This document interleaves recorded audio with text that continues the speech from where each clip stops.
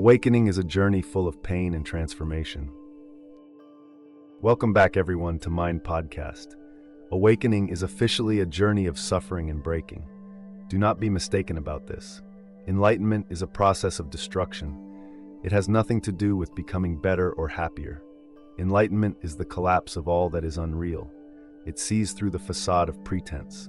It is the complete erasure of everything we imagine to be real. Spiritual awakening means waking up to your true nature, and it is not a walk in the park. Because recognizing your true nature means letting go of all the old patterns and preconceptions about who you thought you were. As you grow, you quickly form a mental image of yourself based on personal and cultural conditioning. We might call this phantom the ego. The term ego means different things to different people, but as I use it here, it refers to a false self created by unconscious identification with the mind. When we begin to awaken to our true nature, our ego faces a crisis, a kind of death, and does everything in its power to preserve its existence. As we awaken, our entire worldview is shaken, and we begin to see the illusory aspects of the ego, understanding our role in the universe. The departure of the ego is a rite of passage on the journey. We realize we are dependent souls, and the ego is merely a tool we use. Sometimes it is said that spirituality is a lonely journey.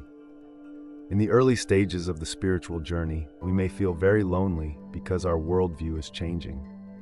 We have so many questions and find few people to share them with. It is important to spend time alone in solitude, meditating to gain a deeper understanding of our true nature. Once we delve deeper into the practice, we discover that we are not as alone as we thought. We are always connected and supported by the infinite. The answers we seek appear before us in meditation, through books, or from anyone we encounter. Once you awaken, you will no longer be entangled in dependent relationships because you have mastered the art of solitude and being entirely yourself. This is when you connect with your soul tribe. The ability to be alone is the ability to love. This may seem paradoxical, but it is not. It is an existential truth.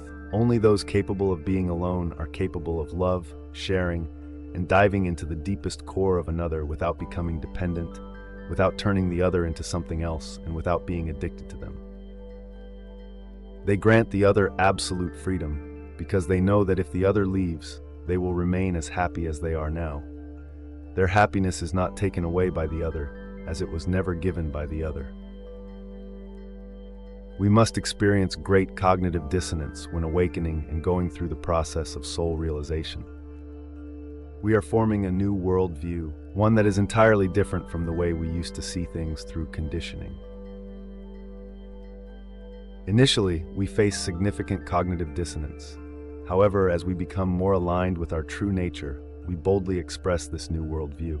We experience freedom, courage, expansion, and love, universal in a way we never have before.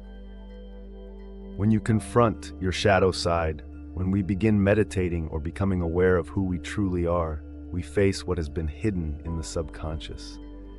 It is a process of cleansing and transformation, where everything that needs to be transformed is brought to light, whether we want it to or not.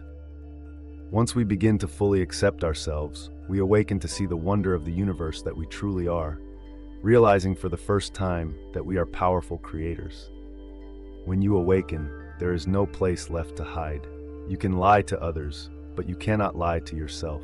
Once you start awakening, you recognize that you are a powerful creator. You embrace the freedom and ability to create your own life. You realize that life holds the meaning you give it, and you begin to align with your true self, acting from that place. You understand that even if you stumble, you have the capacity to rise and continue. Enlightenment does not necessarily mean becoming a Buddha, nor is there a specific destination you must reach. Be yourself on the path of enlightenment to live fully in this lifetime. Enlightenment, to me, is simply the feeling of understanding, the sense of knowing oneself and the world deeply. It is the sense of seeing beyond, of perceiving other dimensions within the enlightened state. Enlightenment does not require supernatural powers, and relying on such abilities to seek belief in enlightenment is merely a misstep on the journey to truth and reality. Even the ego or the spiritual self, when trying to hold on to everything, can become a barrier. Profound spiritual insights, if clung to, can hinder progress. Nothing but the truth that you validate for yourself matters.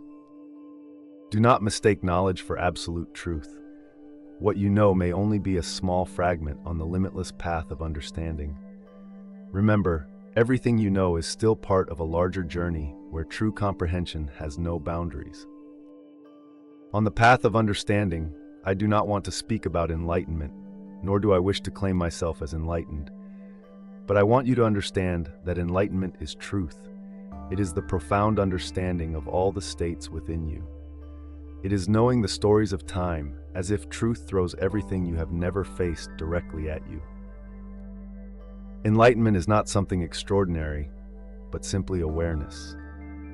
It does not come from seeking, but from confronting oneself, whether in suffering or happiness. The blows of life, the failures and losses, all are part of the journey. When I was not awakened, I used to think that wealth was success, and those without ambition were to be blamed. I immersed myself in the material world, chasing fame and fortune, living in an illusion. But after awakening, I cherish every moment of the present, living authentically and wholeheartedly with myself. When I was not awakened, I believed that cultivating spirituality required going to temples, following a particular sect, or reading numerous philosophical or Buddhist texts. After awakening, I realized that spiritual cultivation is not far away. It is embedded in daily life, in interactions with family, colleagues, friends, and the simplest of things. When I was not awakened, I thought being strong meant being tough and not showing weakness. But after awakening, I understood that strength sometimes lies in accepting one's vulnerabilities, in living truthfully with one's emotions. Cry when sad, laugh when happy, acknowledge pain, and then rise and move forward. When I was not awakened, I thought love was sweet words and endless comfort. But after awakening, I realized that loving correctly sometimes requires firmness, knowing when to stop, showing compassion without indulging. When I was not awakened, I thought the more I knew, the better, and that reading more books proved my worth. After awakening, I realized that books are just tools, a medium of connection. Reading is an experience, but real-life experiences are even more crucial. Now I read when the time feels right, without forcing or clinging. When I was not awakened, I thought family meant attachment, endurance, and coexisting at all costs. But after awakening, I understood that family is voluntary companionship, mutual love and respect, not forced endurance or obligation. Awakening is not a destination, but a journey. On this journey, you don't need to become someone else.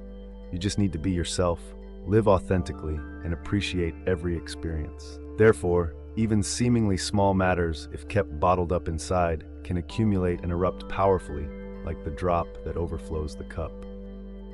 Upon awakening, I understood that relationships are both connections and debts. Each relationship appears to help us learn the lessons of our souls. When the connection ends, we part ways, each continuing their journey. That is the natural order. There's no need to cling or regret.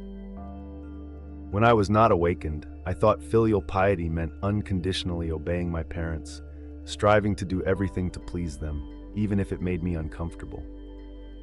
But after awakening, I realized that parents also have their own lessons to learn. If we only cater to them, we lose our voice, independence, and ability to take responsibility for our lives. When I was not awakened, I always thought that everything needed to be meticulously calculated and planned before taking action.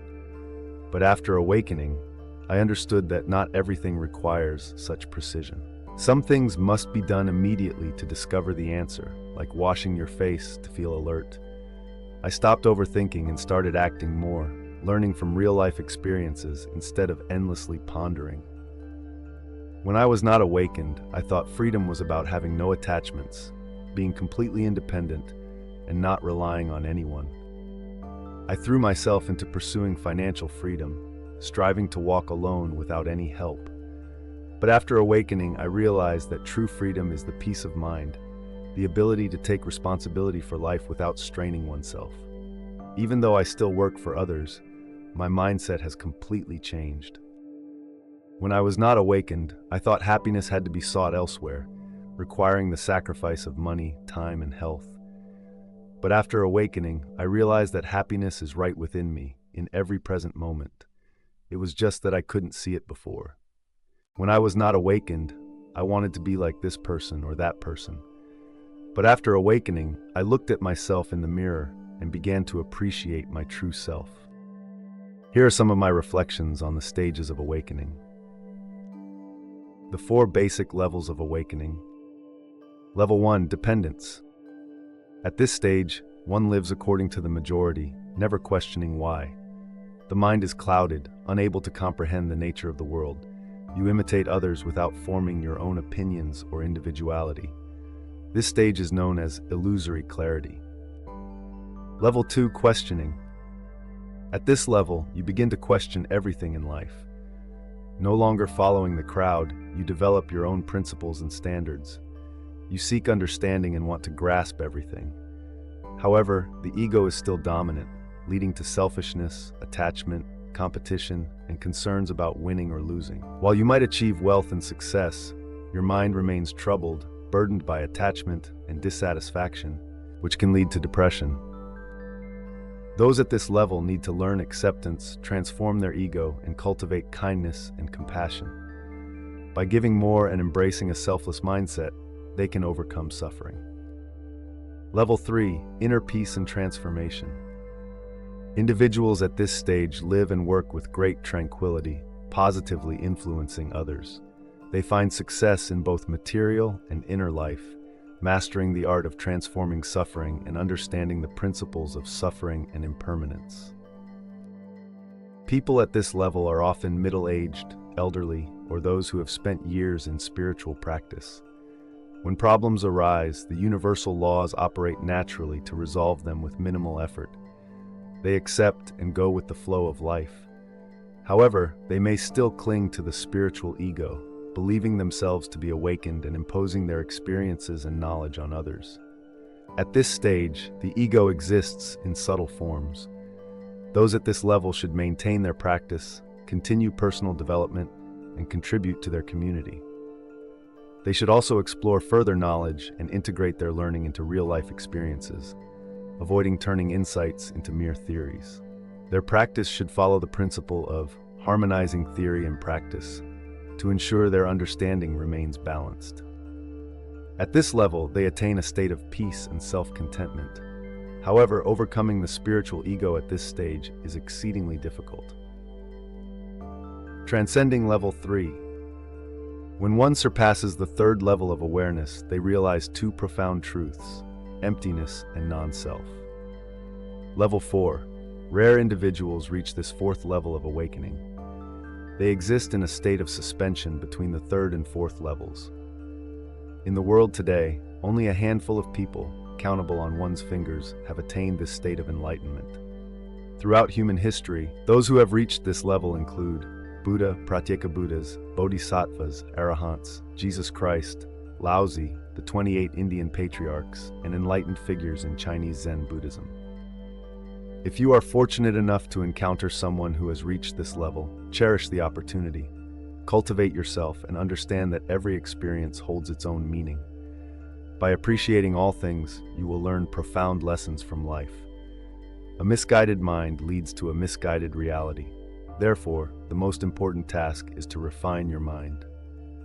4 stages leading to the path of awakening. The 4 stages of awakening. When this world suddenly undergoes numerous events that impact all of our lives, you may feel panic, disorientation, and a lack of certainty about what lies ahead. In those moments, have you ever asked yourself, what is the true meaning of life? Is it simply about living to the fullest because we only live once?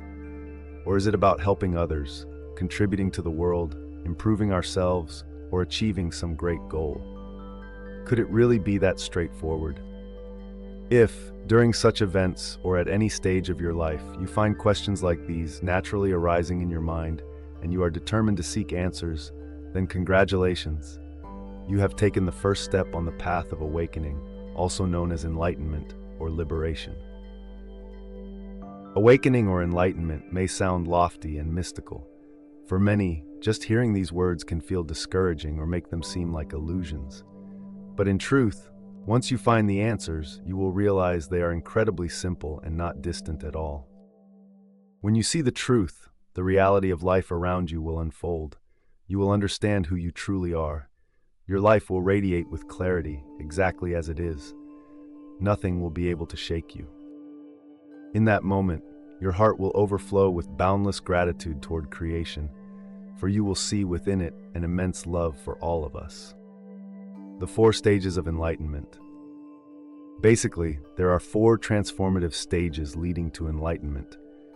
For each of us, these stages manifest differently depending on individual circumstances and the Dharma operating within each person. No one is superior to another in enlightenment. It's just that the process of awakening differs for everyone. When the time comes, even if you resist, you will awaken. Conversely, if the time hasn't come, no matter how hard you try, the answers will remain elusive. Stage 1. Living instinctively, an unselective machine. From birth to adulthood, we live instinctively. A child learns everything from the outside world, family, society, school. From there, a composite personality is formed. The saying, "Parents give birth to the child, but heaven gives the nature," holds true. Each child is born with a distinct personality, even before any external teaching has influenced them. Why is this? This delves into a deeper issue that we will address later. However, a child's initial composite personality is assimilated like an unselective machine because this is the instinctive stage. This isn't hard to understand. I believe everyone recognizes this. This stage serves as a foundation for stage 2. Naturally, no one is the same, as it depends on external factors, innate capacity, individual circumstances, or what is often referred to as the unique operation of Dharma in each of us. Stage 2, living rationally, a selective machine. This stage typically begins in adulthood, when a person starts forming a concrete sense of self, a selective personality, personal perspectives, or a distinct stance in life. This stage is crucial in our awakening process. Some may spend their entire lives in this stage, constructing an illusory sense of self so solidly that they die without ever progressing to stage 3. On the other hand, some may barely enter this stage before discerning what is real and what is illusory, thereby resolving to seek truth based on what they've verified. Awakening in this stage does not solely depend on time, speed, or the solidity of the illusory self. These are not the main concerns. The key lies in whether Dharma or circumstances lead you to the culmination of success or failure. This culmination refers to the breaking point of each unique illusory self. This can be understood as the moment when circumstances or obstacles become significant enough to dismantle your ego or illusory self, forcing you to surrender entirely to the workings of Dharma. That is when you begin transitioning to stage 3. When the time comes, Dharma will bring you specific circumstances sufficient to render the abilities, efforts, or struggles of your illusory self powerless. At that point, you are compelled to surrender to fate, falling into a state of unconscious acceptance of reality. It is precisely at this moment that you step into stage 3. Stage 3, the letting go of the ego. This stage occurs in 2 phases. The unconscious letting go. Why is it called the unconscious letting go of the ego? Because this is merely the beginning of stage 3. The ego, by nature, is non-existent and highly limited. Confronted with the miraculous transformation of Dharma, it is inevitably unable to truly grasp or act upon anything. In truth, the ego has never been capable of achieving anything. When pushed to its limits, the ego, the self, must concede to Dharma. At this point, unconsciously, the ego will let go. However, there is one crucial aspect at this point. You must recognize the unconscious letting go of the ego to realize that the ego or the illusory self is not who you truly are. Once you become aware of this unconscious letting go, you are ready to move to the final part of this stage, consciously letting go of the ego. Consciously letting go. The moment you consciously and actively let go of the ego is the moment you realize who you are. You have seen your ego, and thus you are completely free. You are no longer controlled by delusions, which are your greatest enemy. They used to hide in the shadows but have now been exposed by you. You can now step into the fourth stage with ease to further explore yourself. You will realize that you are far more extraordinary than you ever imagined because you are awakened. Stage 4, faith or selflessness. This is the stage of enlightenment, awakening, and discovery, the stage where you truly live. Why is it called truly living? Because before awakening, what you see with these physical eyes is merely an illusion created by the ego. It constructs a reality for you, dictating how you live and work based on its desires and aspirations. It is this ego that has been steering your life, dragging you into the cycle of birth and death. That is why, before awakening, no matter how successful you are or how much you achieve, there is always an underlying emptiness deep within you, a feeling of incompleteness, of being adrift without an anchor. Even if you build a solid foundation for yourself, everything you acquire, whether material or spiritual, is based on the illusory self. Therefore, it is all just an illusion. Hence, you cannot truly live until you awaken. When awakened, you will perceive life as it truly is. You will live in peace, serenity, and with boundless love. Seeing others still trapped in delusion at this moment, you will finally understand what unconditional love or true compassion is, a love that only the awakened can possess.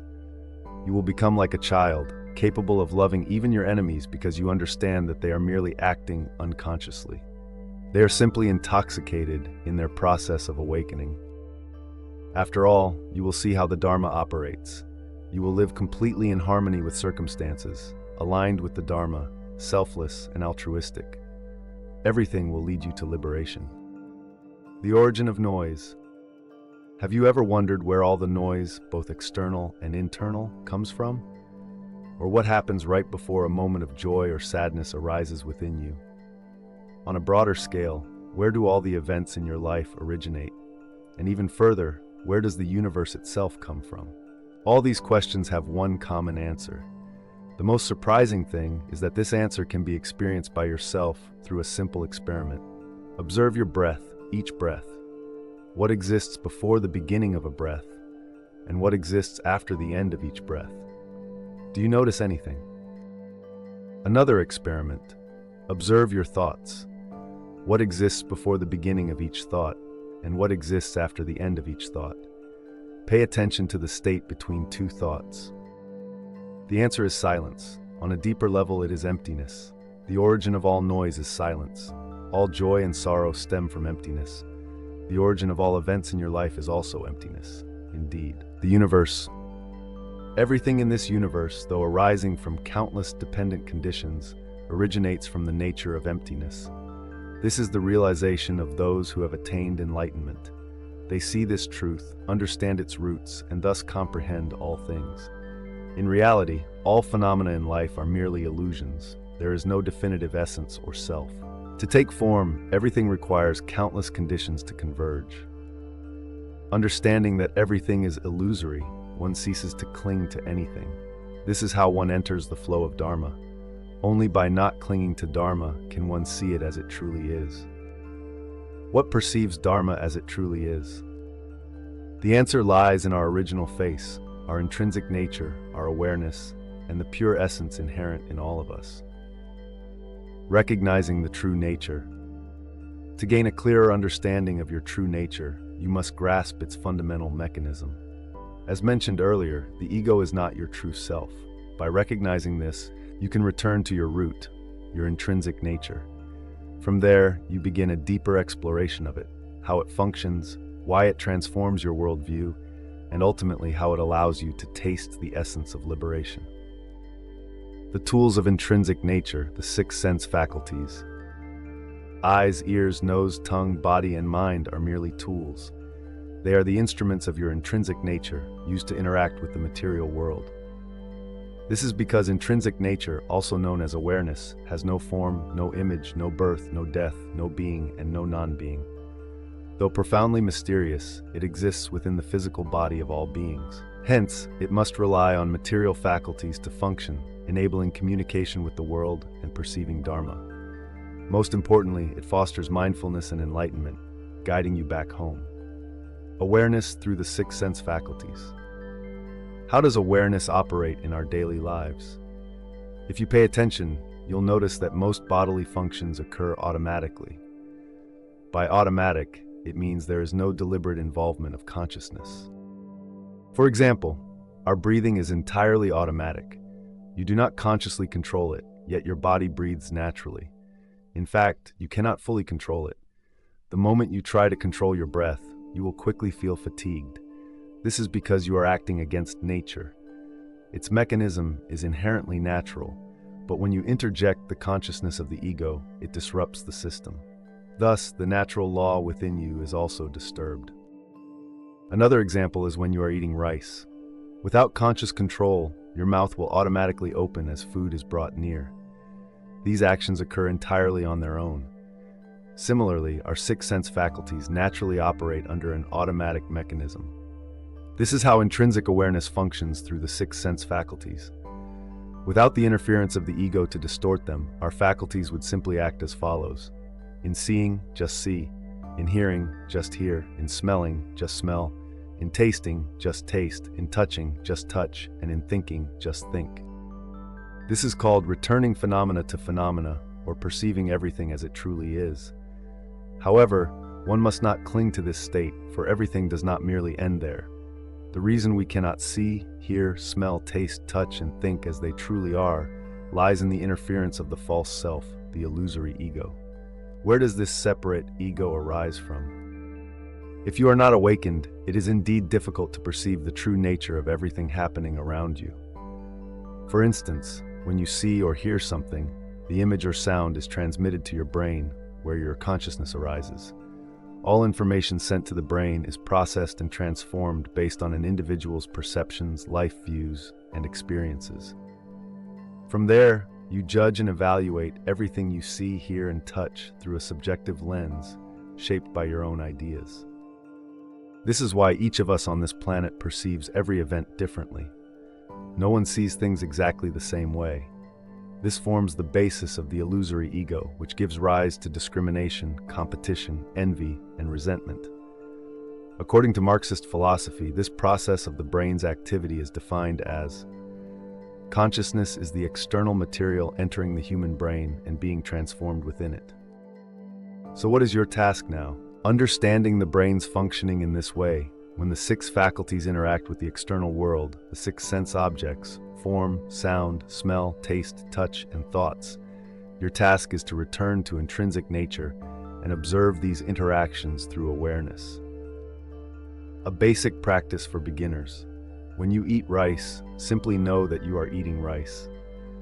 Observe the body's actions while eating.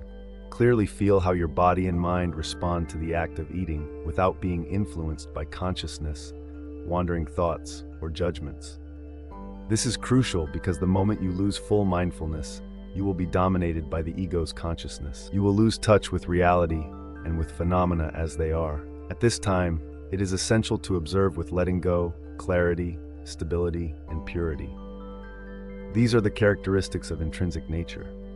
If your observation is accompanied by effort or struggle, it is the effort of the ego, and that is the wrong path. This state must be one of letting go, no judgments, no subjective evaluations. Letting go helps you return to emptiness, which is your true home. The wonderful thing is that once you know where your true home is, no matter where you go, you will always find your way back, for that is your home. Your worldview will transform. Previously, you didn't know who you were or where your home was, leading to wandering and suffering in the cycle of birth and death. Now you are awakened. You recognize yourself and your origin. The veil of ignorance has been torn away. What remains is to calmly step onto the boat of peace and liberation, to embark on life free from fear, avoidance, or desires.